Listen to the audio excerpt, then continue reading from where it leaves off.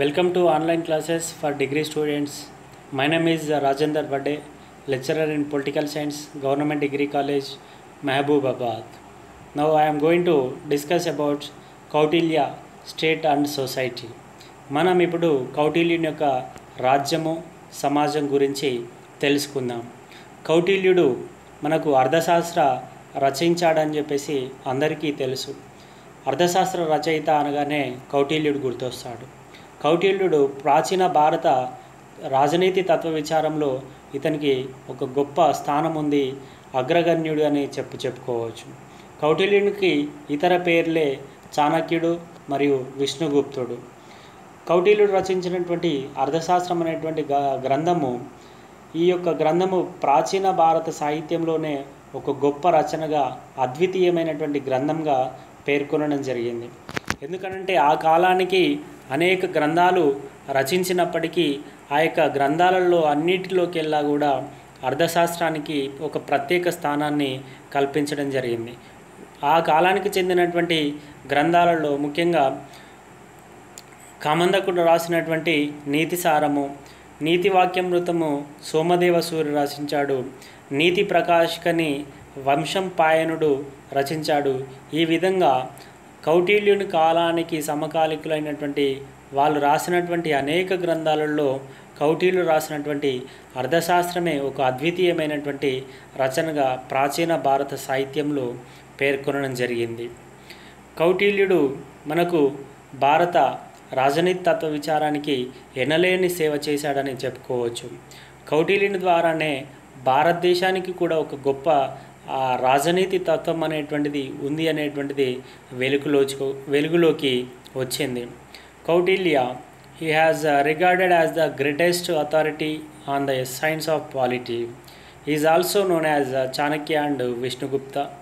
He was served as a prime minister of Chandragupta Maurya during 317 to 293 BC. కౌటిల్యుడు Maurya వంశంలో గొప్ప చక్రవర్తి అయినటువంటి, గొప్ప రాజు అయినటువంటి చంద్రగుప్త మౌర్యుని యొక్క ఆస్థానంలో ప్రధానమంత్రిగా పనిచేయడం అనేటువంటిది జరిగింది.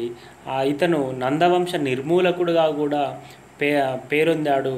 మౌర్య వంశానికి సంబంధించినటువంటి మౌర్య వంశ అభివృద్ధిలో ఆ యొక్క రాజ్య విస్తరణలో కౌటిల్యుని యొక్క పాత్ర అనేటువంటిది ఉంది అనేటువంటిది చరిత్రకారుల ద్వారా మనం తెలుసుకోవచ్చు. కౌటిల్యుడు తన యొక్క అర్థశాస్త్రంలో రాజనీతి గురించి మరియు యుద్ధానికి సంబంధించినటువంటి నియమాల గురించి, దౌత్యం గురించి, అలాగే రాజ్యతంత్రం గురించి అనేక అంశాలను గురించి వివరించడం జరిగింది. Kautilya views on state, war, social structures, diplomacy, ethics and politics and state crafts ఈ డిస్కస్ ఆన్ అర్థశాస్త్ర. కౌటిల్యుని యొక్క జీవితకాలానికి సంబంధించి చరిత్రకారుల్లో అనేక రకాలైనటువంటి భిన్నాభిప్రాయాలు అనేటువంటివి వ్యక్తం చేయడం జరిగింది. అందులో ముఖ్యంగా డాక్టర్ జూలికిత్ అనేటువంటి చరిత్రకారుడు కౌటిల్యుని యొక్క జీవితకాలం గురించి అతను క్రీస్తు శకం 1 లేదా 2వ శతాబ్దానికి చెందినవాడని చెప్పి పేర్కొనగా, ఒకవేళ 1-2 శతాబ్దానికి చెందినవాడు కాదు అని వింటర్ నీడ్స్ ప్రశ్నించడం అనేటువంటిది జరిగింది. ఒకవేళ ఆ కౌటిల్యుడు చంద్రగుప్త మౌర్యుని యొక్క ప్రధానమంత్రి కనుక అయితే తన యొక్క అర్థశాస్త్రంలో మౌర్య సామ్రాజ్యం గురించి, అట్లాగే మగధ సామ్రాజ్యం గురించి ఎందుకు వివరించలేదు అనేటువంటి ప్రశ్న వింటర్ నీడ్స్ అనేటువంటి చరిత్రకారుడు వేయడం జరిగింది. ఏదేమైనప్పటికీ ఇతను క్రీస్తు పూర్వము 3వ శతాబ్దానికి చెందినవాడని చెప్పేసి చరిత్రకారులు పేర్కొన్నారు. అనగా క్రీస్తు పూర్వం 4వ శతాబ్దానికి చెందినటువంటి ప్రాచీన గ్రీకు తత్వవేత్త అయినటువంటి అరిస్టాటిల్కి సమకాలికుడిగా కౌటిల్యుని పేర్కొనడం జరిగింది. అనగా కౌటిల్యుని యొక్క అర్థశాస్త్రం అనేటువంటిది అరిస్టాటిల్ పాలిటిక్స్ రాసేటువంటి సమయానికి ఇక్కడ కౌటిల్యుడు అర్థశాస్త్ర రచన అనేటువంటిది చేపట్టినట్టు తెలిసింది. అయితే ఒక రకంగా అరిస్టాటిల్ పాలిటిక్స్ గ్రంథము, అర్థశాస్త్రం అనేటువంటివి రెండు ఆ, సమకాలీన గ్రంథాలుగా పేర్కొనవచ్చు. అనగా ఇక్కడ అరిస్టాటిల్, కౌటిల్యుడు ఇద్దరు కూడా ఒకే కాలానికి చెందినవారు అని చెప్పేసి ఒక రకంగా అర్థం చేసుకోవచ్చు.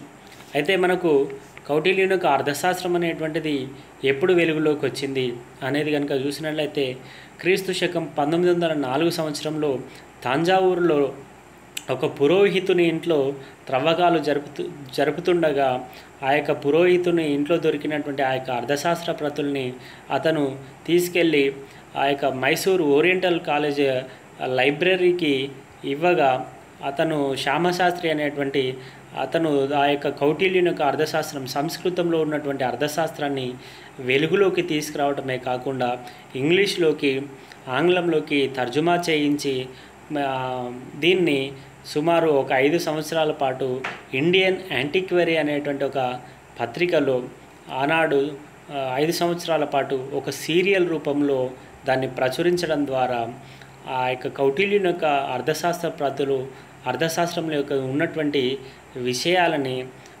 ఆనాటి బ్రిటిష్ పరిపాలకులు చూసి భారతదేశానికి కూడా ఒక ఘనమైనటువంటి రాజనీతి తత్వం అనేటువంటిది, చరిత్ర అనేటువంటిది ఉంది అనేటువంటిది అర్థం చేసుకోవడం జరిగింది. అటువంటి అర్థశాస్త్రంలో కౌటిల్యుడు చాలా గొప్ప విషయాలని గురించి పొందుపరిచాడు. అందులో అర్థశాస్త్రంలో 15 భాగాలు, 15 చాప్టర్స్ అండ్ 150 అధ్యాయాలు, 150 అలాగే 180 ఆర్టికల్స్, 180 అధికరణల్ని పొందుపరచడం జరిగింది. ఇందులో అనేక అంశాలను గురించి కౌటిల్యుడు వివరించాడు, మనం అర్థం చేసుకోవచ్చు. కౌటిల్యుని యొక్క అర్థశాస్త్రంలోని ప్రధానమైనటువంటి లక్షణాలు కనుక చూసినట్లయితే the main features of the Kautilya అర్థశాస్త్ర. ఇది కౌటిల్యుడు రాసినటువంటి అర్థశాస్త్రము అంతకు పూర్వమే ఉన్నటువంటి అనేక కొన్ని అర్థశాస్త్రాలకు సంబంధించినటువంటి సారాంశంగా తనకు తానే దాని గురించి పేర్కొనడం జరిగింది.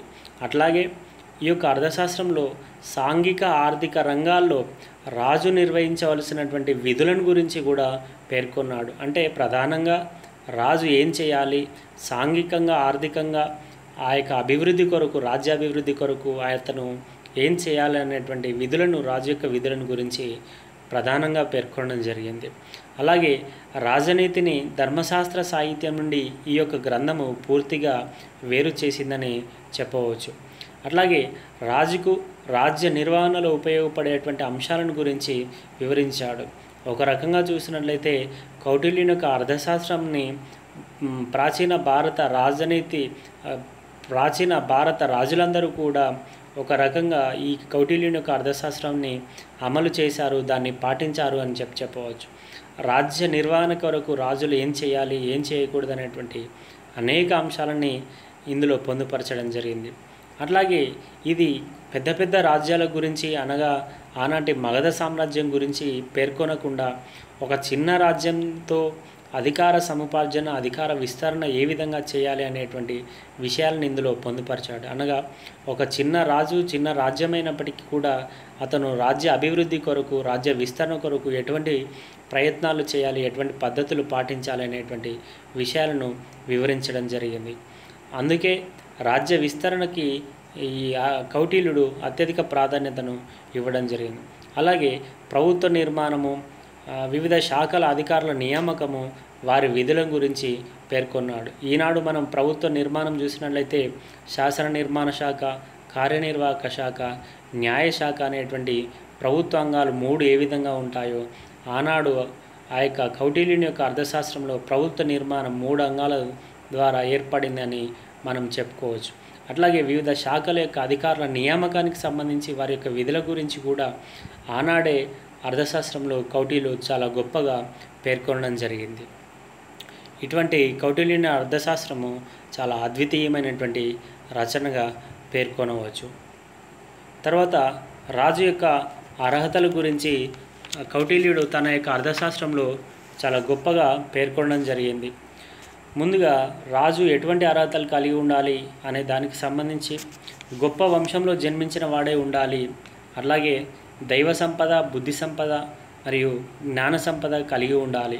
అనగా ఈ రకంగా చూసినట్లయితే ఆనాడే కౌటిల్యుడు వారసత్వంగా కాకుండా రాజు కేవలం గొప్ప వంశంలో జన్మించిన వాడై ఉంటే సరిపోదు అనేటువంటి విషయాన్ని ఇక్కడ చెప్పకనే చెప్పాడని మనం అర్థం చేసుకోవచ్చు. గొప్ప వంశమే కాకుండా అతను మంచి తెలివితేటలు, అట్లాగే దేవుని పట్ల భక్తిభావము, మంచి జ్ఞానము కలిగి ఉండాలనేటువంటి విషయాలని గురించి పేర్కొనడం జరిగింది. మరియు వృద్ధులను దర్శనం చేసుకోవడము, ధర్మమందు ఆసక్తి కనబరచటము, అలాగే సత్యవాక్కును, విశాల హృదయాన్ని, దూరదృష్టిని కలిగి ఉండడం. కేవలము గొప్ప వంశమే సరిపోదు, అతని జ్ఞాన సంపద, బుద్ధి సంపద, దైవం పట్ల అవన్నీ కూడా, అట్లాగే సత్యవాక్కు ఉండాలి. అంటే ఎల్లప్పుడూ కూడా అతను నిజాలనే మాట్లాడుతూ మంచి విశాలమైనటువంటి హృదయాన్ని కలిగి ఉండాలి, దూరదృష్టి కలిగి ఉండాలి. ఎందుకంటే రాజ్యంలో జరగబోయేటువంటి విషయాలన్నింటినీ ముందే పసిగట్టగలిగేటువంటి దూరదృష్టి కలిగి ఉండాలి అని పేర్కొన్నాడు. అట్లాగే అర్షడ్ వర్గాలను త్యజించి ఇంద్రియాలను జయించిన వాడై ఉండాలి.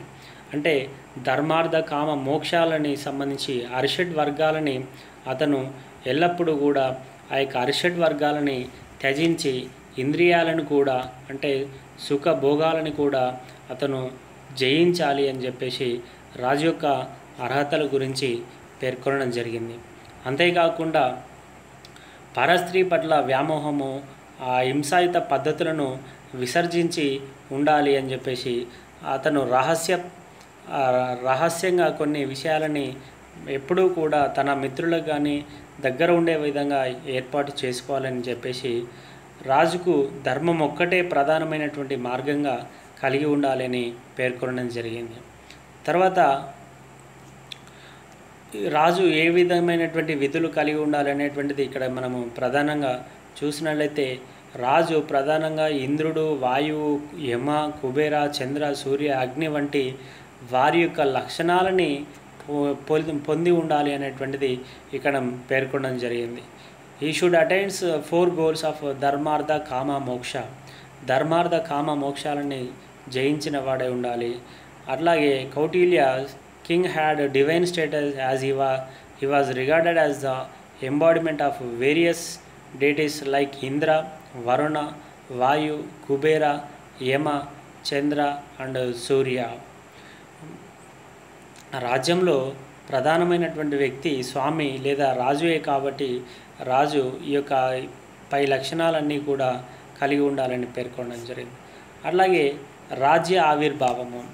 కౌటిల్యుని యొక్క అర్థశాస్త్రం ప్రకారము రాజ్యం యొక్క ఆవిర్భావము ఏ విధంగా జరిగింది అంటే, ఈ యొక్క కౌటిల్యుని యొక్క అర్థశాస్త్రంలోని మొదటి భాగంలో ఈ యొక్క రాజ్య ఆవిర్భావాన్ని గురించి పేర్కొనడం జరిగింది. ముఖ్యంగా బలవంతుణ్ణి, బలహీనుని దోచుకునేటువంటి పరిస్థితులు ఏర్పడడం ద్వారా సమాజం అంతటా కూడా అరాచకం ఏర్పడి మత్స్యన్యాయం అనేటువంటిది ఏర్పడింది. మైట్ ఈజ్ రైట్ అని చెప్పుకుంటాం. అంటే బలవంతుడిదే రాజ్యము అనేటువంటి విధానం ఏర్పడడం ద్వారా ఆ వివస్వతుని కుమారుడైనటువంటి మనువుని ఆ ప్రజలంతా కూడా వేడుకొని ఒక ఒప్పందం రూపంలో రాజుగా ఎన్నుకున్నారు. తద్వారా రాజు ప్రజలను యోగక్షేమాలని కాపాడటానికి అతను ఒప్పుకోవడం జరుగుతుంది. ఆ విధంగా రాజ్యావతరణ అనేటువంటిది జరిగింది అని కౌటిల్యుడు తన యొక్క అర్థశాస్త్రంలో మొదటి భాగంలో దీని గురించి పేర్కొనడం జరిగింది. అట్లాగే కౌటిల్యుని యొక్క అర్థశాస్త్రంలో ప్రధానంగా 15 భాగాలు, 150 అధ్యాయాలు, 180 ప్రకరణాలు ఉండగా అందులో మొదటగా ఆ యొక్క దాన్ని అర్థశాస్త్రాన్ని ప్రధానంగా 3 భాగాలుగా వర్గీకరించడం జరిగింది. అనగా రాజరిక సిద్ధాంతం గురించి, అట్లాగే పాలనా సిద్ధాంతం గురించి మరియు యుద్ధ దౌత్య సమస్యల గురించి వివరించేటువంటి 3 రకాల వర్గీకరణగా దాన్ని వివరించారు. 1వ భాగము, 6వ భాగము, 8వ భాగంలో ప్రధానంగా రాజరిక సిద్ధాంతాన్ని గురించి వివరించాడు. అట్లాగే 2, 5 భాగాలలో పరిపాలన మరియు శాసనపరమైనటువంటి సిద్ధాంతాలను గురించి వివరించడం జరిగింది. అలాగే 7, 9, 10, 11, 12, 13, 14 భాగాల్లో యుద్ధ దౌత్య సమస్యల గురించి మరియు 7వ భాగంలో ప్రధానంగా శాంతి, యుద్ధము, తటస్థ విధానము, యుద్ధ సన్నాహము, మిత్రులు మొదలగు అంశాల గురించి అనగా మనము కౌటిల్యుని యొక్క 7, 9, 10, 11, 12, 13, 14 భాగాలు యుద్ధ దౌత్య సమస్యల గురించి అత్యంత ప్రధానమైనటువంటి వాటికి ప్రధాన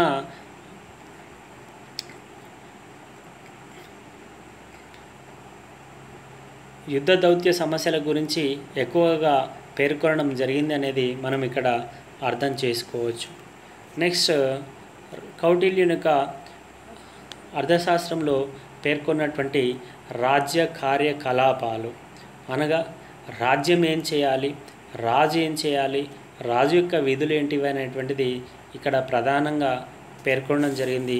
అవే రాజ్య కార్యకలాపాలు అని చెప్పి పేర్కొంటాం.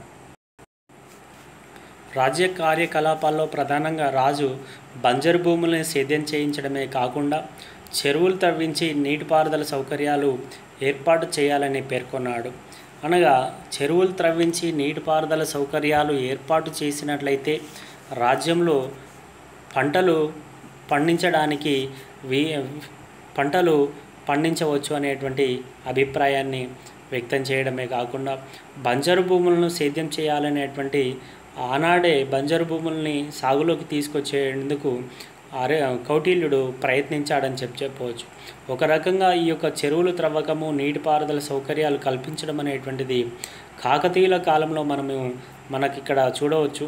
చరిత్రలో కనుక మనం గమనించినట్లయితే కాకతీయులు చెరువులు త్రవ్వించి ఈ యొక్క నీటిపారుదలకి అత్యధిక ప్రాధాన్యత ఇచ్చి పంటలు పండించారు.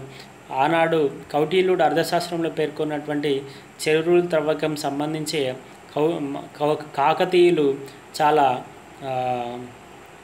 పెద్ద ఎత్తున పెద్ద చెరువులు త్రవ్వించేసి నీటిపారుదల సౌకర్యాలు ఏర్పాటు చేశారని మనము గమనించవచ్చు. అట్లాగే వ్యవసాయం కొరకు మేలు రకం విత్తనాలని రైతులకు అందించటము, రుణాలు అందించటము, అనగా ఒక రకంగా మంచి పంటలు పండించడానికి మేలు రకమైనటువంటి విత్తనాలని రాజుయే సరఫరా చేసే విధంగా రాజ్యంలో నకిలీ అనేటువంటిది లేకుండా చేయడానికి మేలు రకం విత్తనాలని రాజు సప్లై చేసే విధంగా, అందించే విధంగా ఉండాలి అని అర్థశాస్త్రం పేర్కొన్నాడు. అలాగే రైతులకు అవసరమైతే రుణాలను కూడా అందించేటువంటి సౌకర్యాన్ని ఏర్పాటు చేయాలని పేర్కొన్నాడు. అలాగే గనులు తవ్వించటము, అనగా ఇప్పుడు మనం ఈ రోజులలో ఈ యొక్క కోల్ మైన్స్, ఇతర వివిధ రకాలైనటువంటి బొగ్గు, బంగారు, ఇంకా ఇతర ఇనుము గనులు ఏ విధంగా తవ్వుతున్నామో ఆ విధంగా గనులు తవ్వించాలి. గనుల ద్వారా వచ్చేటువంటి ఆదాయాన్ని రాజ్య సంక్షేమం కోసము కృషి చేయాలి, ఏర్పాటు చేయాలి అని పేర్కొన్నాడు. అట్లాగే రహదారులపైన భద్రతాపరమైనటువంటి భద్రత ఏర్పాటు చేయాలి. ముఖ్యంగా చిన్నపిల్లలకు, వృద్ధులకు, స్త్రీలకి రక్షణ కల్పించాలి. ప్రజారక్షణ రాజు యొక్క ప్రథమ కర్తవ్యంగా అతను భావించాలి అని పేర్కొన్నాడు. అట్లాగే పర్ల యొక్క ఆస్తులను, స్త్రీలను రాజు ఎట్టి పరిస్థితుల్లో ముట్టరాదు అని చెప్పేసి పేర్కొనడం జరిగింది. ప్రజారక్షణనే రాజు యొక్క ప్రథమ కర్తవ్యంగా ఉండాలి. స్త్రీలకు, వృద్ధులకు, చిన్నపిల్లలకి అత్యంత ప్రాధాన్యత కల్పిస్తూ వారికి రక్షణ కల్పించాలి అని చెప్పేసి పేర్కొనడం జరిగింది. ఇంకా ప్రధానంగా ప్రజల సుఖమే రాజు సుఖంగా, ప్రజల రక్షణే రాజు యొక్క ప్రధాన కర్తవ్యంగా రాజు పరిపాలన చేయాలి అని చెప్పడం జరిగింది. మరి ఈ విధంగా రాజ్యము మంచి అరాచకం ఏర్పడకుండా ఉండాలంటే రాజు దండ అనేటువంటిది ఉపయోగించాలని పేర్కొనడం జరిగింది. దండ అంటే ఇది శిక్ష వేయడానికి ఉపయోగించేటువంటి ఒక సాధనంగా చెప్పుకోవచ్చు. దండ అంటే మనము పూలదండ అని చెప్పేసి అనే అర్థం కాదు. దండ అంటే శిక్షించే విధానం అని చెప్పుకోవచ్చు. దండ అనేది ఉండేది కనుక లేనట్లయితే, దండను కనుక రాజ్యంలో రాజు అమలు చేయనట్లయితే రాజ్యంలో అరాచకం అనేటువంటిది ఏర్పడుతుంది అని చెప్పేసి పేర్కొనడం జరిగింది. అనగా బలవంతుడిదే రాజ్యం అవుతుంది. అక్కడ రాజ్యం యొక్క రాజు చట్టాలకి ఎటువంటి విలువ అనేటువంటిది ఉండదు. అందుకే రాజదండం అనేటువంటిది రాజ్యాధికారానికి ఒక చిహ్నంగా పనిచేస్తుంది అని పేర్కొనవచ్చు. అందుకే బ్రిటిష్ రాజు సార్వభౌమాధికారిగా అతను పట్టాభిషేకం చేసేటువంటి సందర్భంలో అతనికి ఒక దండ అనేటువంటి దాన్ని అతనికి ఇవ్వటం జరుగుతుంది. అంటే దాని అర్థము రాజు అనేటువంటి వాడు తన చేతిలో ఉండేటువంటి ఒక దండ అనేటువంటి ఒక ఆయుధాన్ని లేదంటే ఈ యొక్క దుష్టులను శిక్షించడానికి ఉపయోగించేటువంటి ఒక ఆయుధమే, ఒక సాధనమే దండ అని చెప్పుకోవచ్చు. రాజ్యంలో ఎవరైనా అరాచక పరిస్థితులు ఏర్పాటు చేస్తే ఆ విధంగా చేయకుండా తన యొక్క శిక్షించేటువంటి అధికారాన్ని కలిగి ఉండాలి అని పేర్కొనడం జరిగింది. అట్లా అని చెప్పేసి రాజు నేరం చేయనటువంటి వ్యక్తులను కూడా శిక్షించినట్లయితే రాజు యొక్క పలుకుబడి అనేటువంటిది రాజుపైన తిరుగుబాటు చేసేటువంటి అవకాశం ఉంటుందని పేర్కొన్నాడు. అయితే రాజు ఒకవేళ అధర్మంగా ప్రవర్తిస్తే ప్రజలు తిరుగుబాటు చేసేటువంటి అవకాశము ఉంది అని రాజు అమర్యాదగా అధర్మంగా ప్రవర్తించినట్లయితే ప్రజలు తిరుగుబాటు చేసేటువంటి స్వేచ్ఛ, ప్రజలు తిరుగుబాటు చేయవచ్చు అని చెప్పేసి కౌటిల్యుడు అర్థశాస్త్రంలో పేర్కొనడం జరిగింది. తర్వాత కౌటిల్యుని యొక్క మంత్రి పరిషత్. కౌటిల్యుని యొక్క మంత్రి పరిషత్తులో కనుక చూసినట్లయితే ప్రధానంగా ఆనాడు కౌటిల్యుడు అర్థశాస్త్రంలో ఎంతమంది మంత్రులు ఉండాలనేటువంటిది ఎక్కడ పేర్కొన్నప్పటికీ తనకు ప్రధానమైనటువంటి ఒక 3-4 వ్యక్తులతోటి అతను తరచుగా ఆ మంత్రులు అనేటువంటి వాళ్ళు కూడా ఏ విధంగా ఉండాలి అంటే ఉన్నత వంశంలో జన్మించిన వారై ఉండాలి. వారు కూడా ప్రజ్ఞాపాఠవాలు కలిగి మంచి హుందాతనం, దృఢ సంకల్పం కలిగి స్థానికులై ఉండి రాజు పట్ల పూర్తి విశ్వాసము కలిగి ఉన్నటువంటి వ్యక్తులని రాజు తన యొక్క మంత్రివర్గంలో మంత్రులుగా నియమించుకోవాలని చెప్పేసి పేర్కొనడం జరిగింది. ఎందుకంటే రాజు తర్వాత స్థానము ప్రధానమంత్రిదే కాబట్టి ప్రధానమంత్రిగా నియమించబడేటువంటి వ్యక్తి ఇంకా ఈ పైన చెప్పినటువంటి గొప్ప వంశానికి చెందిన వాడై అట్లాగే మంచి హుందాతనము, దృఢ సంకల్పము, మంచి తెలివితేటలు, ప్రజ్ఞాపాఠవాలు కలిగి ఉన్నటువంటి వ్యక్తిని ఆ యొక్క ప్రధానమంత్రిగా నియమించుకోవాలి, మంత్రి పరిషత్తులో నియమించుకోవాలని పేర్కొన్నారు. ఇక్కడ మంత్రిమండలి సంఖ్య, మంత్రి పరిషత్ సంఖ్య అనేటువంటిది నిర్దిష్టంగా పేర్కొన్నప్పటికీ మనుస్మృతిలో మనువు 12 మంది మంత్రులు ఉండాలని పేర్కొనగా బృహస్పతి 16 మంది మంత్రుల వరకు కూడా ఉండవచ్చు అని చెప్పేసి పేర్కొనడం జరిగింది. అయితే ఇక్కడ కేవలం కౌటిల్యుడు 3-4 వ్యక్తులతో మంత్రులతో మాత్రమే ప్రధానమైనటువంటి అంశాల గురించి చర్చించాలి అని పేర్కొన్నారు.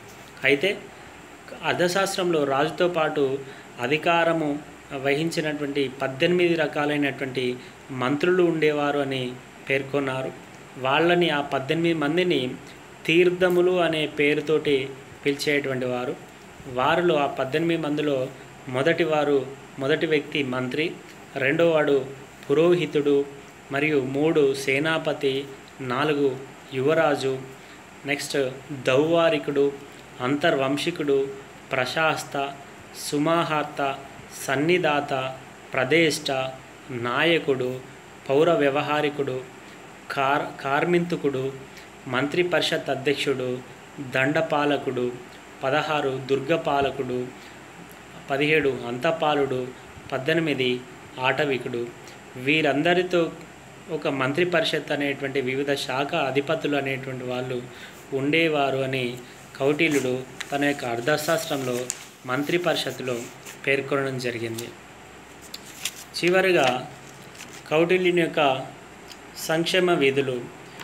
అర్థశాస్త్రంలో రాజు ఎటువంటి సంక్షేమ విధులను చేపట్టాలి అనే దాన్ని